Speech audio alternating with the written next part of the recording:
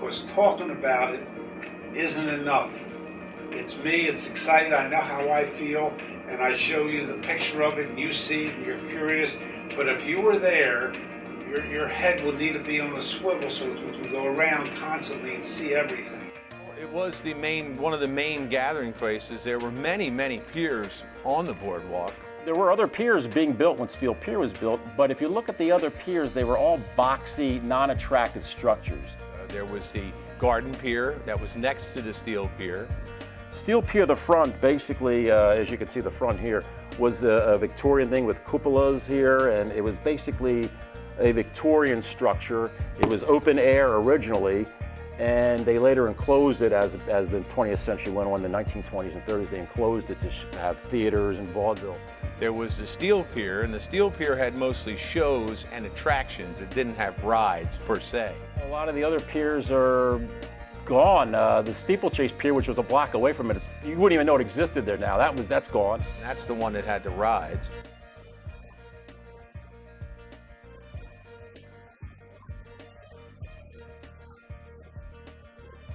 The Central Pier is in the middle. That's kind of like, yeah, a little bit of rides on there. And we had $1 Million Pier, which is the pier at Caesars now. The $1 Million Pier is now the mall. And that had rides, traditional rides, roller coasters, that kind of stuff. But the Steel Pier was like all the big stars played there. If you were a big star, you did a summer at Steel Pier every year, and then the big stars would come in for a week and work. Biggest stars at that particular time were on Steel Pier that summer. My fondest memory at the Steel Pier was kind of just working there. I worked there for a total of 10 years straight, from 1963 to 1973. And working at Steel Pier was, I don't know, sort of like being in a big family, because it was so huge and, you know, from the length of it and everything from top to bottom, we used to say. And it was just a great, magical place to work. There were so many people there and so much fun there. On the first cloudy day in the summertime, my mother would give me a quarter. It was hard-earned quarter. It wasn't something we had, but she would give me the quarter because it was important to go there and see and participate in that. And I'd go on the pier. As soon as I paid and went in, I ran up to the wooden pole, supporting beam. They had the activities on it. For that, each time it changed, they would tell you what time the movie started, what time each movie, and what time the bands were on, when the high diving horse dove. I'd run up there so fast, I wanted to know when the vaudeville came on and when the diving horse dove. And I would wrap my whole day around that. You had to structure your time for anything because you wouldn't see everything. So what did you want to see the most? They were the two things that I wanted to see the most. And then anything else I'd work in after that and try to wrap it around. Steel Pier, let's say the 1950s, 60s, whatever. You paid about $1.50, $2. Covered you the whole day and night, everything. You paid that one price. You went on there, you saw 2 movies, brand new movies. You saw stage shows. So you'd pay the $2.50, you'd come aboard, it would be continuous entertainment all day long. You could also go to the back and see the diving horse, like a whole complete circus show. They'd have exhibits everywhere. You could, eat on there, eat lunch. People brought their bags of food. They also had a picnic deck, and it was on the Virginia Avenue side of the pier. You could go up there, they had little boxes. You put your food in there and nobody would touch it. And they had like a guard up there too to keep an eye on it. But you could eat up there, you could bring your own food, and they didn't care. They didn't care. They just wanted you to come to the pier and enjoy the day and enjoy a day at the Steel Pier. I mean, basically, this was all one price. This was the greatest place in the world. There was no other place in the world like Steel Pier. It had an incredible variety of things to do, so that when you went to Steel Pier, you could spend the entire day there. It's like you could spend literally about 15 hours on this thing, and it was continual entertainment. You never got bored. I can't think of any other place in the world that offered this. If anyone can think of something like this, let me know, because I don't think it existed. You could see movies and you could see shows. You name the act, they were there.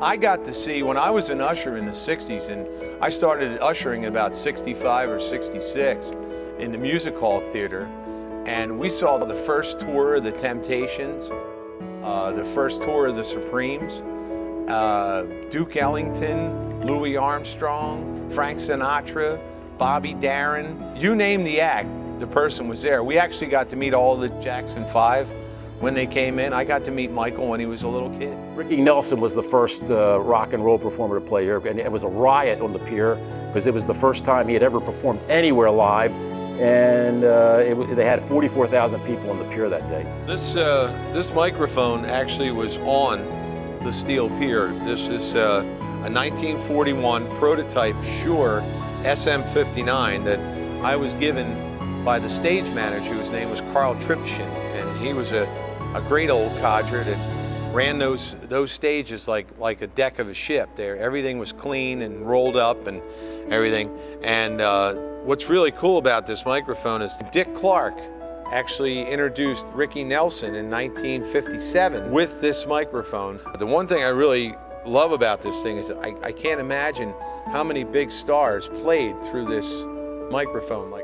The steel pier has a lot of history behind it, and you're on it and you're just wondering how many famous people have walked on it, all of the acts.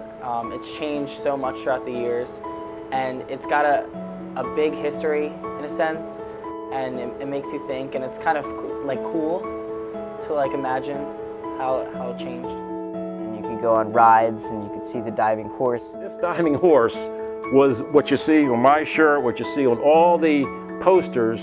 This was probably one of the greatest acts of all time. The 3 diving horses that I took care of were the greatest. We had Powder Face, who had done the act from the 60s and did it till the very end. And we had Gamal, who did it from 1957 until the very end. And then Amir, like I said, since they changed his name to Shiloh, and he lived until a couple of years ago on a rescue ranch out in Texas. And all it was a horse diving into water, but this was the icon of Atlantic City. You thought of Atlantic City, people say, oh, did you see the diving horse? When you say steel pier to people, oh, the diving horse. It's the first thing that ever comes out of anyone's mouth. It was amazing how that was an act.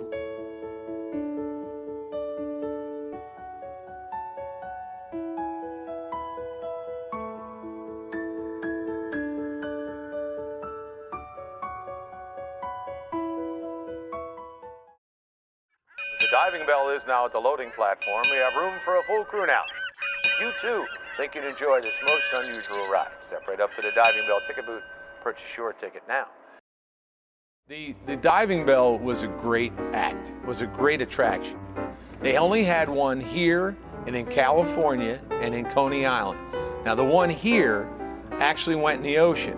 The one in Coney Island went in the ocean, but the one in California, I think, is still running. I'm not sure. That one goes into a tank.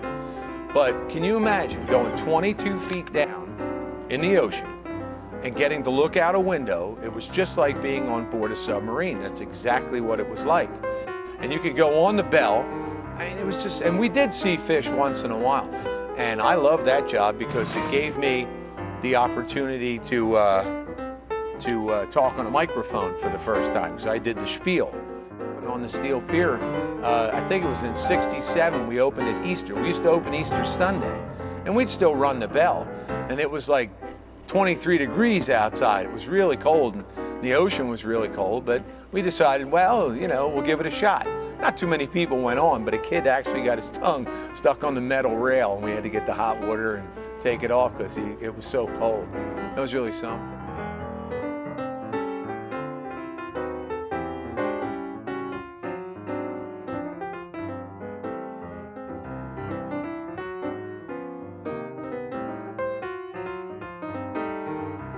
That was a neat ride. It was I've been on a lot of rides, and like, I don't know, down at Disney World they had that Nemo submarine, but it didn't actually go under the water. It was, the windows were under the water. But this thing actually went under, and then it was like taking a cup and holding it under the water, and then it would pop up, so that was the fun thing about it.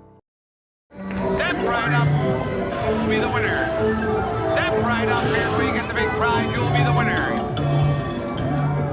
There was nothing like this place. Nothing in the world. You went on here, you saw cats that boxed each other.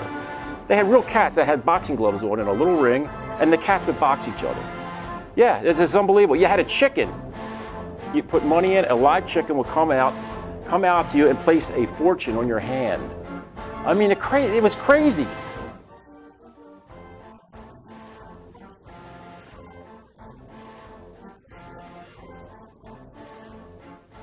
I had other side jobs other than just going to college. And one of the jobs in the summertime, as well as in the wintertime, was diving on Steel Pier off of a 22-foot board. From the board to the water was 22 feet at low tide. At high tide, it could be a little bit shorter. But I also did a 65-foot dive from a painter's scaffold. That was high. I did that every time at noontime. The horse was the last thing to go off. Good afternoon, ladies and gentlemen. Welcome to the Steel Pier Aqua Stadium. This was around, it would cost you about $200 a ticket to get on something like this.